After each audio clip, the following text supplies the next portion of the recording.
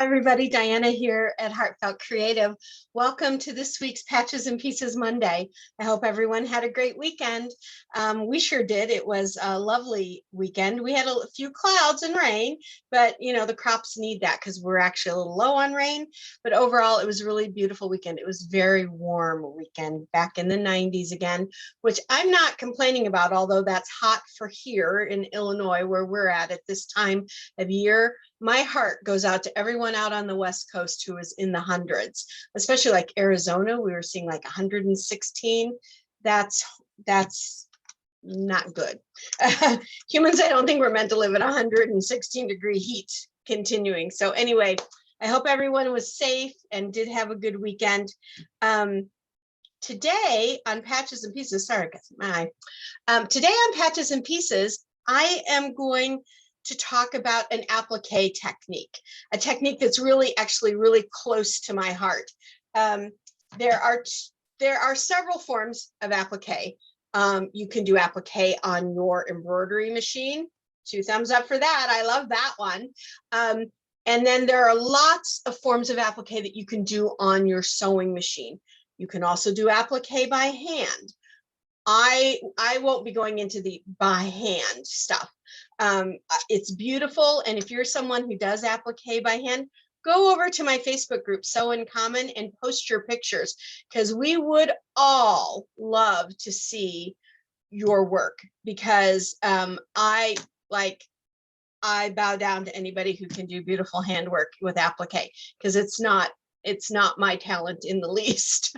But today we're going to talk about one of the forms of sewing machine applique that I love the most. There's 2 forms that I really love the most. One is raw edge applique.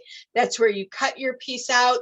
You don't do anything to treat your edges. When you sew it on, you can sew it on, you know, with a satin stitch if you wanted, and close up those raw edges, or you can do a zigzag, so only a little bit of fray comes in, or you can do a straight stitch all the way around it, just a little bit in, and then really intentionally fray up those edges. I love that, that look. But there's another form of applique that I've done it for years, and I really enjoy it. It's not something I invented. It's been out there forever, and you may have seen it in different forms. And I just call it interfacing applique, but I use a specific type of interfacing. You may have seen this technique done with just some muslin, or some just white cotton fabric, or a sew-in interfacing. I don't use any of those techniques or any of those products, but they're perfectly fine. The product I use when I do interfacing applique comes from a company called Pellon. I'm not supported by them or paid to promote them. This is just the product I've used for a long time. The company is Pellon, and it is their fusible, that's the key word, fusible featherweight, and it's 911 FFPKG4, but Pellon 911 fusible featherweight, that's what you're looking for. You can get it on small bolts like this, and I think you get you get 4 yards of it on something like this, and this isn't very expensive. I know you can buy it at like your craft sewing stores, things like that.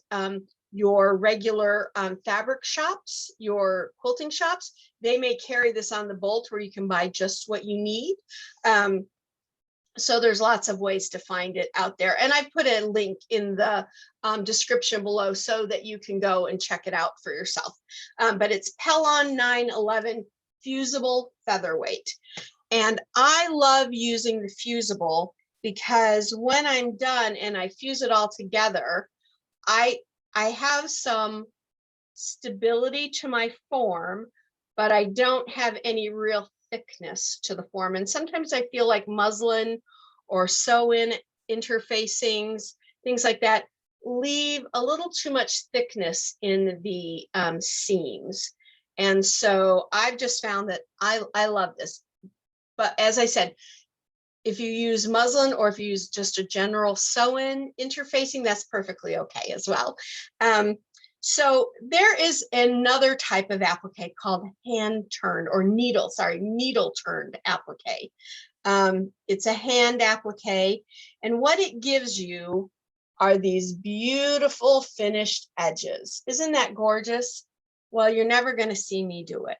Never. I can't make mine turn out pretty. Call it left-handedness, call it quirky brainness, I don't know, but I can't. But this form of applique that I'm showing you today, interfacing applique, gives you that same beautiful look. And then there's lots of ways that you can finish it off on your fabric square. We'll talk about some of those here at the end of the demonstration. So there's a couple of things you're going to need for today, because today we're doing my winged heart applique.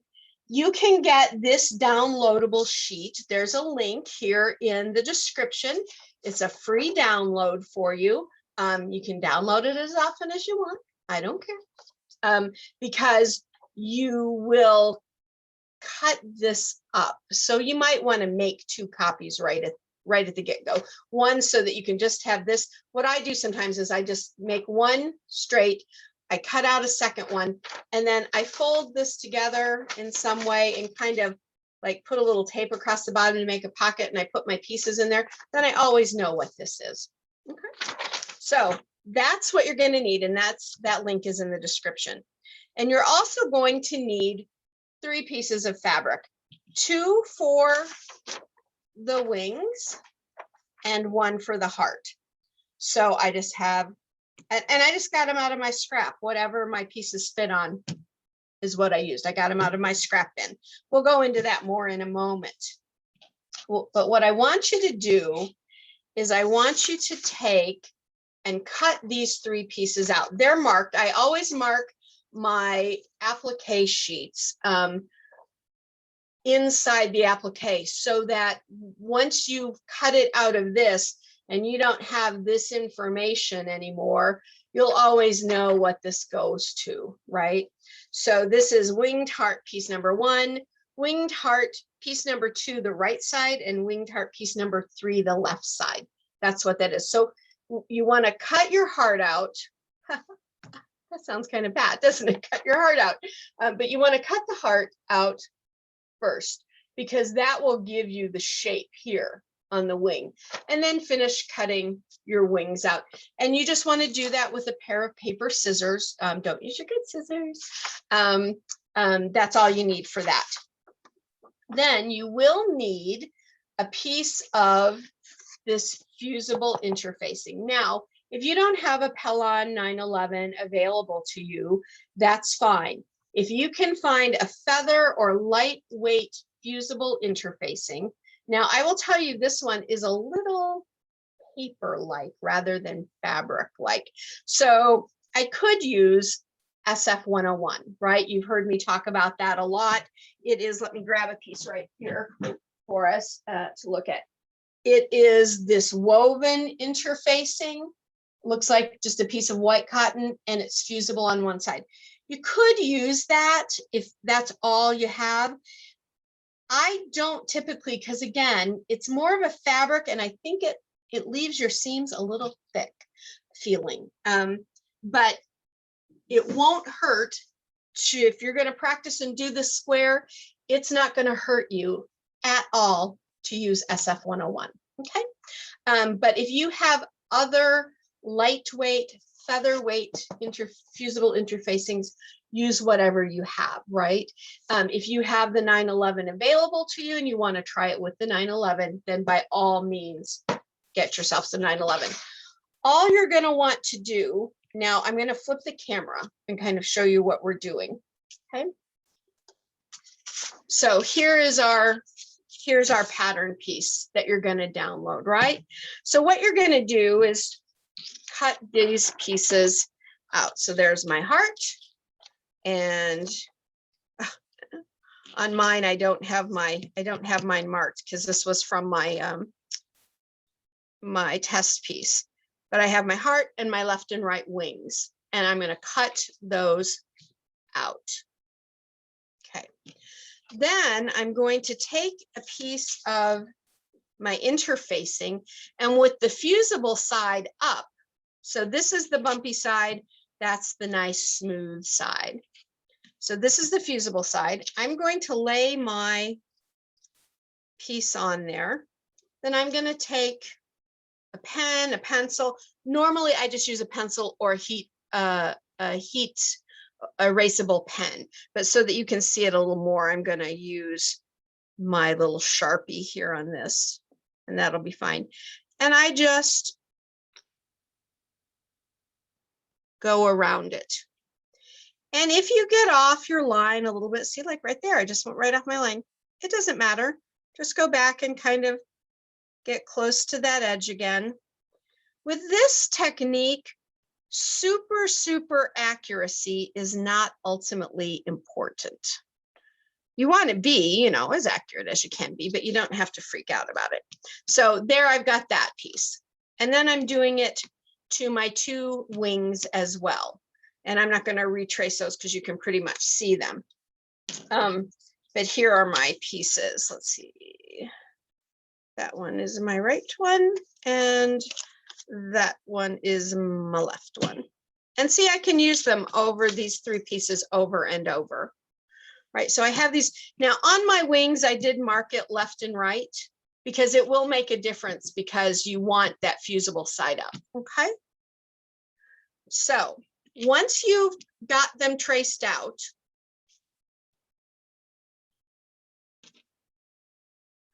now sometimes, I will tell you this, sometimes when I send out these pieces are separated and you don't need to cut them out. You would just, so if this was separated already, you could just lay that on there and trace around here. In fact, you could still do that with this piece.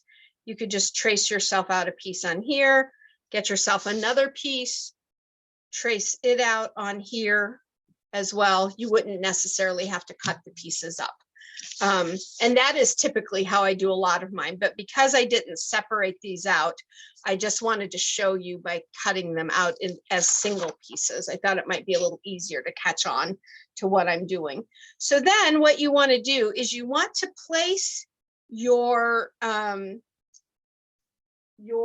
pieces on the fabric that you've chosen. Let me grab a piece here that's, so say that's my piece that I've chosen for my heart. Ooh, that could kind of be a cool looking heart with that black scroll work. I lay it, you want the pretty side of your fabric up. I know it really is in our mind a lot of the times to do something from the back side of our fabric, but not in this case, okay? We're gonna lay it right on top of the pretty side of the fabric. Our bumpy side is still facing up, alrighty? And then we're just gonna take a little pin, just a little straight pin, and pin it right to the center, just so it holds it in place. Then we're going to go to our sewing machine, and we're going to, now this you might want to jot this down. You're going to want to put your stitch length on a 1.8 or a 2, okay? Because with this, we have curves. With our wings, we have curves. And whenever you have curves, you want to use a shorter stitch length. It helps get around those curves without things getting all wiggly. However, I will tell you that when you go around the curves on these wings, you're going to need to stop occasionally and adjust and pivot your fabric under your needle, and then start going in the other direction. So this is my my kind of rule of thumb when I'm doing this. When I'm stitching on this line going around, whenever I change direction, so I've come in this direction, well, look, now I'm going to go in that direction. So I'm going to stop. Let me get a pin here and we'll kind of pretend this is the pin from my, or the needle from my sewing machine, let's say. So right there, I'm there. So I'm going to pivot my piece with my needle down so that I can now start sewing in this direction. And look, now I need to go that way. So stop, with my needle down and pivot and start sewing this way. Oh, look right there. I need to start going in another direction. So I start going this way. That's my rule of thumb when I do curves. I use a shorter stitch length and I pivot whenever I change directions. Sometimes on these curves, you need to pivot a little bit, like a couple of times to get around those curves and all. So what you want to do is you want to take and put both of your wings and your heart on a piece of fabric, take it to your machine, set your shorter stitch length, and stitch all the way around. Don't leave a gap. And when you don't go back and forth, when you come around to where you started, just go a couple stitches over from where you started. Okay. The other thing I want to tell you is what makes this a little bit easier is to use an open foot or a clear foot, like either one of these. This completely open clear foot is my foot of choice. It was very inexpensive. And then I have this one as well. That works too, because with this open foot or this clear foot, you really get to see as you're going around your heart, as you're stitching. So here we're stitching. Here, let me bring in this one where I've traced in the darker. Stitching, stitching, stitching, stitching. See, I can really see what's coming right into my needle space right there. I can see it really well too with this clear one. If I use a regular metal foot, sometimes it's hard to see where my line is coming. It's not too difficult with this heart, but when you start to get into the little bit of curving on this wing, you can still do it. You just have to go slow and be patient. That's all. Alrighty. So I have all of my pieces sewn on now. Okay. I've already done this one, so I could show you how it ends up looking. So now I'm going to take my 2 pins out. I don't need them anymore because I've got my interfacing sewn directly to my fabric. Now, if you are in my collage club, then we've been working on this this technique for a few months now. So you'll understand this technique. But if you haven't, this might be brand new to you. So I'm going to go over this. I'm going to go over sewing this kind of a basic form and this one that's a little more intricate. When you come in to sew and when you cut your interfacing down to put it on your fabric, please leave yourself a good, at least 1/4 inch all the way around. So when you come in to cut this out, I come in to about 1/8 of an inch. I don't leave a full 1/4 inch when I cut these out. You could, but I find that the less bulk, the better. So I come in with my little sharp applique scissors and I start. I wouldn't go less than 1/8 of an inch. I wouldn't like go down to a 1/16. You're going to ask for breakthrough when you turn if you do that. And I just follow around about 1/8 of an inch and I just eyeball it. Nobody's coming to measure. Nobody's going to be upset if it's 1/4 or a little, no. I just eyeball it. And I'm 1/8 of an inch to 1/4 of an inch away from my stitched line, which is technically this drawn line that you see here. So I'm just coming around the mountain, as they say. Oh, that's a fun song. She'll be coming around the mountain when she comes. Yeah. So don't get me going. I'll be wanting to square dance here in a minute. Alrighty, so I've come to my point in the middle and I'm just going to snip right there. I know I've left that kind of blocked out. That's okay. We're going to do something with that here in just a minute. And I'm going to come over onto this side and I'm going to stitch out over here or cut out over here until I'm around all the way. Boom. That's all scrap. That gets thrown away. Okay, so now whenever you have a piece that has a cleft or an inner curve, so this is an outer curve, this is an inner curve or a cleft. Whenever you have that, giving yourself a little snip right there will really help make a clean. So see how nice and clean that is, that little inner curve? That's because what I've done is I've clipped right up to my sewing line. Don't clip your threads, but I clip right up to that sewing line. Boom, right like that. You could even give yourself a little clip there and a little clip there, okay? Sometimes people will clip all the way around an outer curve, and that's perfectly okay. I just, I don't find with these small applique pieces that it's really needed. But if you do that automatically, or if you want to do that, feel free. So now what I'm going to do is take and separate my fabric from my interfacing. And I'm going to give it a little snip, just a tiny little snip right there. And I'm going to give myself a little cut to this lobe of the heart and this lobe of the heart. And then I'm going to give myself just a little bit. So I have like a tripod cut there. Okay.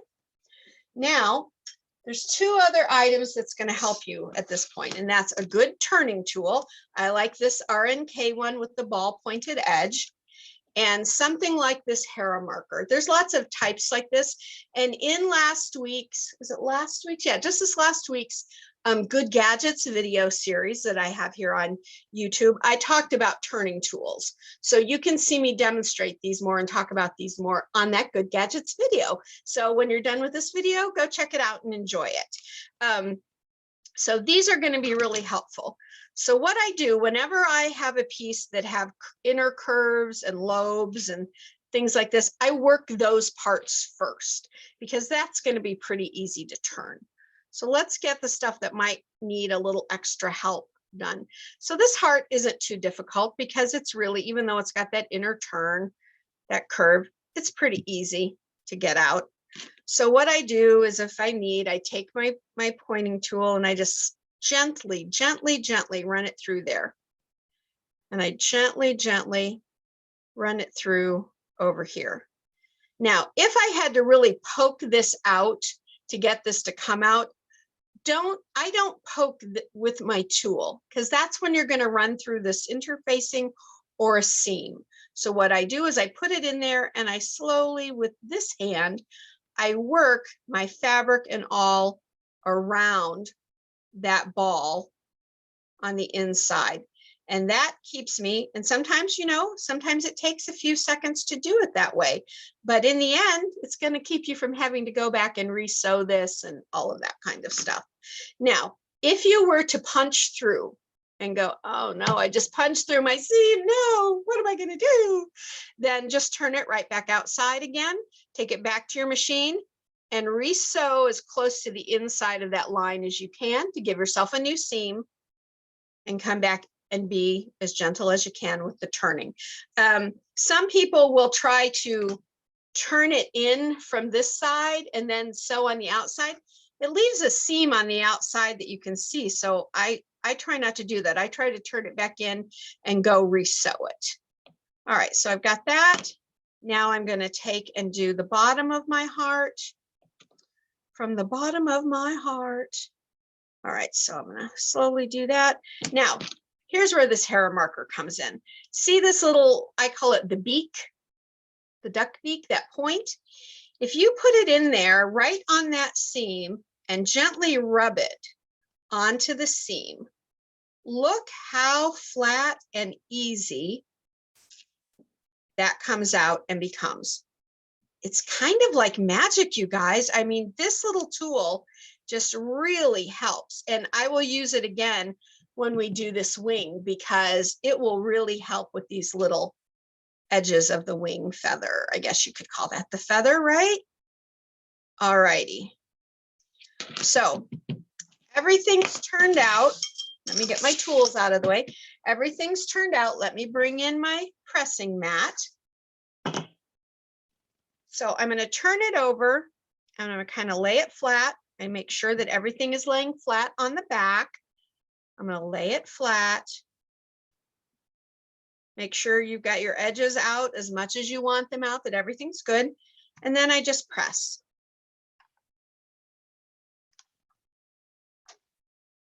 Just hold it for a few seconds. Then I flip it over. And with this 911, this is a screaming hot iron. I can do a little soft press right there on that Pellon 911 and nothing happens to it. And look how lovely and flat. My seams aren't bulky in the least, and it's all pressed down as one piece. So when I go to apply this to my square, I'm not really worried about the fact that there's a seam there. It's like it's one piece of material. It just really works out well that way. Here was the wing I did earlier. I'll press that. Lovely. And if you want to use your tailor's clapper on there, kind of take the heat out and keep it nice and flat, that can always work too. We use that a lot with our seams. It works for something like this as well. So now we have two pieces ready. Now I want to show you how to do the wing, because the wing is a little more intricate and you're going to tend to be a little more concerned about it when you do the wing. So what I'm going to do is I'm actually going to take my little Sharpie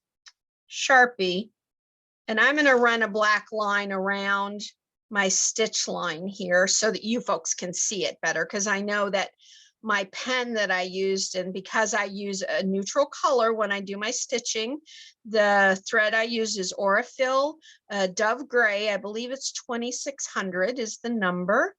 I'm just making this line so you can see it. It's not going to hurt a thing because it's permanent marker. It won't hurt anything. There we go. All right, so there is my wing. And I know that my, I can see my stitches there. So again, just what I did before is I'm going to come in to about 1/8, 1/4 to 1/8. If you feel easier using 1/4 of an inch, you go right ahead and do so. Because I know we're all fairly used to using 1/4 inch because that's what we're using standard for quilting. I'm just going to snip that off, come in here. I'm going to come around just like I did before, kind of close, but not all the way down, because I'll come back for that.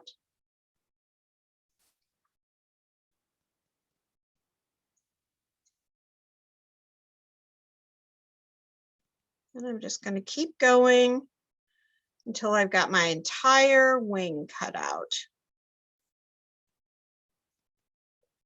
Now, I will tell you that the scissors I'm using, mostly I use these little snips for thread because they're very delicate. I tend to use the medium version of that scissor for cutting out my applique, but because I've got some more intricate curves here, these little scissors worked really well. They won't work a lot of times if you're just doing a lot of they won't do heavy duty fabric cutting. They're just delicate. But for getting around your applique, these little applique scissors work great. But if you have something more this size, this will work too. A good sharp pointed applique scissor is really the way to go. And if you're going to do applique, you might as well invest in a pair. They're not horribly expensive. So now here we go. We have our wing cut out and we're going to come right up into this center up to where I see my thread. And I'm going to snip. I'm going to come over here. There we go. And I'm going to snip. And that should give me plenty of turning availability, but I can snip here again and here again if I want to give myself a little more if I need it. Then, just like we did with our heart, and we're going to do the same thing on the other wing as well, of course. We're going to separate our interfacing from our fabric.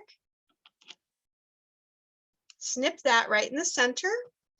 And then now I did that kind of, well, see, you can't, once you do the fusing, you can't really even see where it's cut. Right? Okay. So normally I look at a piece and I figure out where do I have to turn? Where am I going to have the most concern. What am I gonna need to work the most with? And so obviously I need to come up in here, I need to come up in here and here. That's gonna give me my most concern. This down here is gonna be a pretty easy turn. So when I turn this, or when I clip this, let me find that little cut I made. I just be very careful not to go through your fabric. I'm gonna do a little cut like this, this, and this, so I can get into all three of those areas.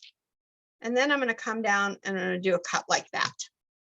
So each cut, the cuts that you make on any applique might be a little different. This tripod looking cut that I made is fairly standard. If you have something that's just long and rectangular, just a cut, one cut is all you need. So you kind of need to look at that and figure out what works best for that particular shape. So when I do these, I like to get right up into my little wing feathers here. Now this is, you're going to need your pokey tool for this, and you are going to have to help push it out on these three little wing feathers.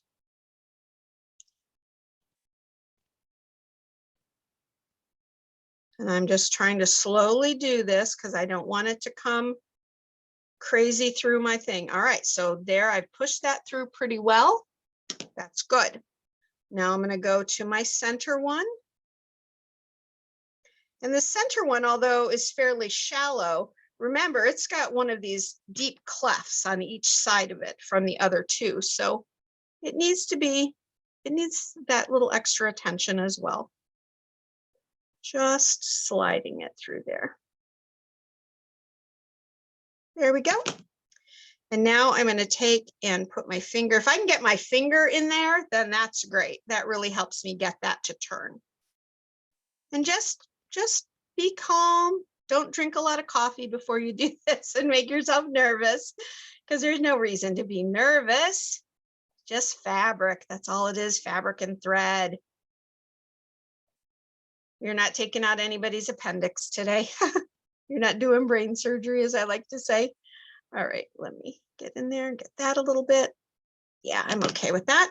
Now I'm going to flip my bottom one, which is my bigger one. Kind of use my little pokey tool. I'm actually going to go right to my hair marker on this one and use it to come right through there. I'm going to come right down this inner edge. Now we had a little bit of an inner curve here, and you didn't see me clip these because it's a pretty shallow curve. If it were a deeper curve, I would have done that cut like I did with the wing feathers. Okay, let me put my hair marker back in here. And sometimes you have to pick it up to do it. Sometimes you can do it flat on your table or your counter. But sometimes you need to pick it up and you need to work with it a little bit. So like my beak is right there. It's just perfect in there. And then I'm going to take and put it in here. So I definitely, this one might be able to come out a little bit. No. Okay, we're good.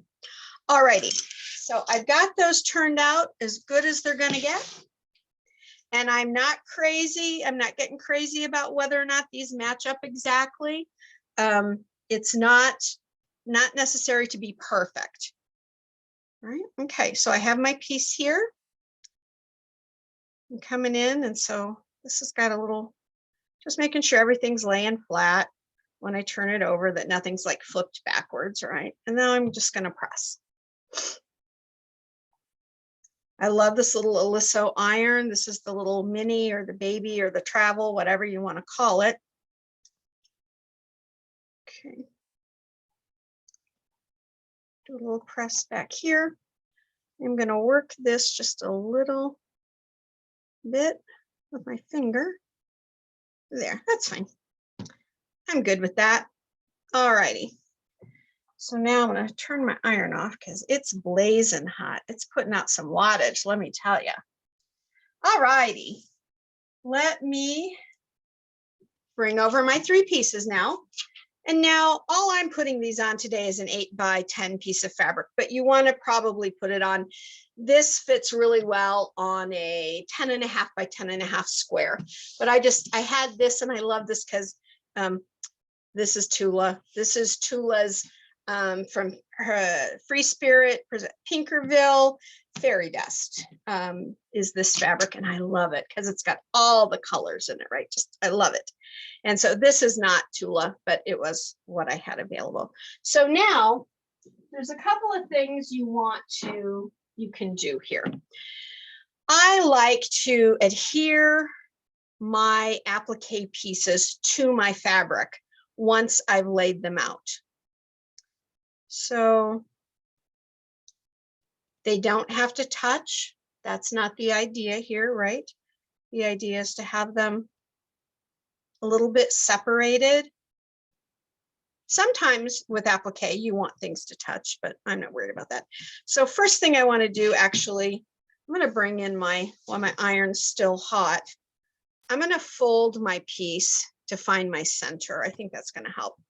I'm going to give myself a press that way, and I'm going to give myself, line everything up, give myself a press that way. That kind of gives me little crosshairs so that I can find my center of my square. There we are. So I know that's right where my square is.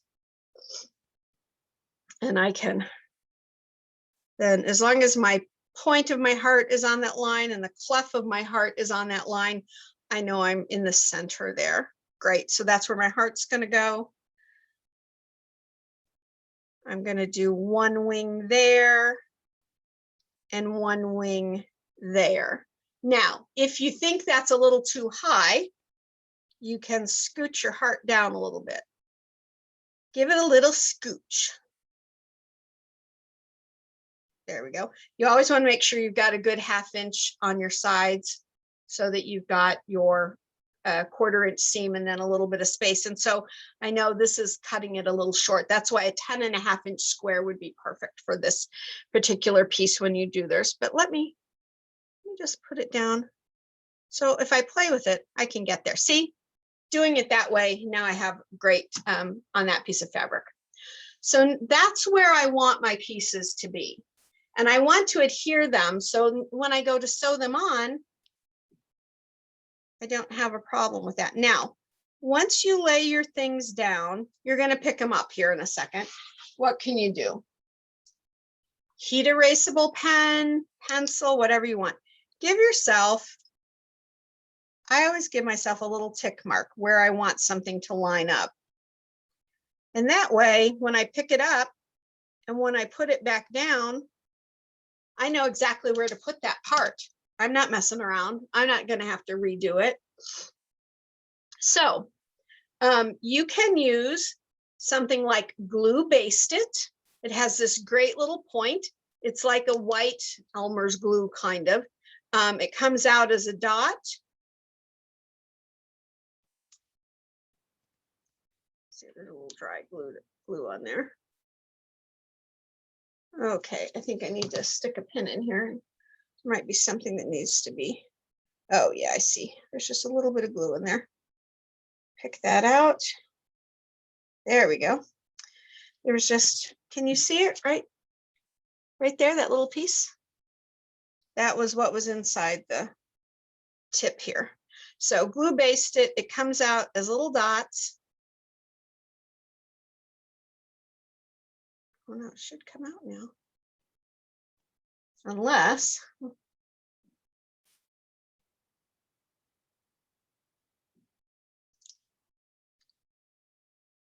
oh yeah, we've got a big plug in this bottle. All right, so I might, wow, I've used this bottle for several years now. This is my first big plug in here. So I'm just trying to work that plug out. Sometimes I will take the lid off. I could take the lid off and unplug it from the other side. That might work. Try to get my plug out from that side. I may have loosened it enough. Let's see, because this comes out as such a small dot that I typically don't. Well, all right, I'm not going to stand here and wait. Typically, this comes out as such a great small dot and it doesn't clog. Literally the first time in years that's ever clogged on me.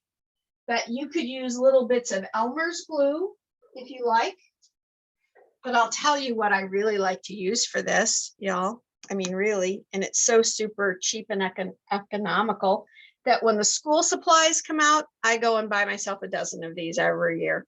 Little Elmer's glue sticks, the purple one. They're acid free, so they're fine for your fabric. They're not going to deteriorate your fabric. And all I do is I turn my piece over and I give myself just a little bit of a smudge there. You can kind of see the purple a little.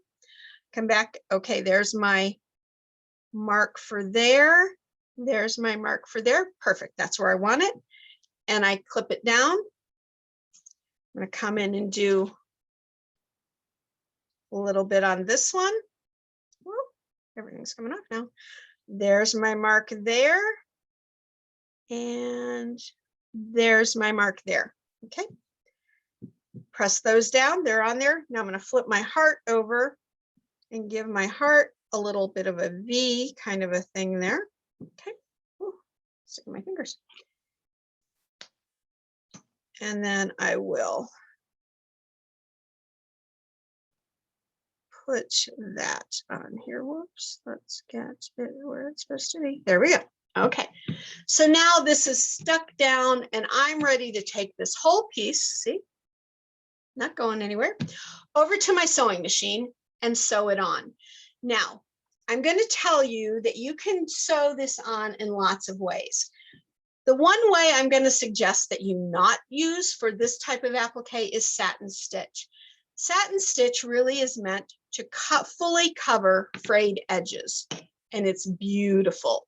But it's a little bit of overkill on a design like this, or on this technique, because you've got this nice finished edge. So what I'm going to recommend is that you either use a tiny zigzag, or you use the blanket stitch, or you could even use a decorative stitch from your sewing machine. We have so many beautiful decorative stitches on our machine. Why not use one of those? If you're going to use a stitch that you're not used to, other than zigzag or blanket stitch, I am going to suggest that maybe you try making yourself a practice piece. You don't have to turn it inside out and do the interfacing. Just cut yourself out a wing or something of fabric, put it on another scrap piece of fabric, and practice the sewing on with whatever stitch you want to use, just to make sure you're comfortable getting this on here, because this is your final, this is the real McCoy. You don't want to have to be picking stitches out if you make a mistake. So you might want to do that practice piece. Or what I do, even with this, is I put my stitch length back to about a 2, maybe a 2.5. And I come in right here about 1/8 of an inch. And I just do a straight line stitch right around my pieces. That 2.5 will make it look a little bit more like a quilting stitch, that wider hand done quilting stitch. I would say, like with the heart, I might even do a 3 length stitch for this. My concern about stitch length of 3 on the wing is you've got really sharp small areas here, and that's going to be a little too long, I'm afraid. You could try it, but I think a 2.5 would be as wide of a stitch as I'd want to go here. If I were doing a zigzag, I like to do a 2.5 length and a 1 wide, because that 1 wide is just going to come right on and off. It's not going to take up my whole place. I don't want my zigzag stitches way out here. I just want them close. But play with that and see what you like, okay? That, my friends, is interfacing applique. Isn't that easy? And you have this beautiful finished edge. It looks like you've gone and you've done your needle turn. Nobody needs to know that you didn't do the needle turn. So try this out. Please post your pictures over at Sew in Common on Facebook. And remember, you can get your download for your pattern through the link right here in the description. I'd love to see yours. I'd love to see what you do with this, because this would be so pretty on a tote bag. It would be a lovely little cushion for a child's room, or for your, even for your living room, or if you have a family room, that would be lovely. If you machine embroider, ladies, once you get this heart done and on here, take it over and maybe put your family name right in here with the embroidery letters from your embroidery machine.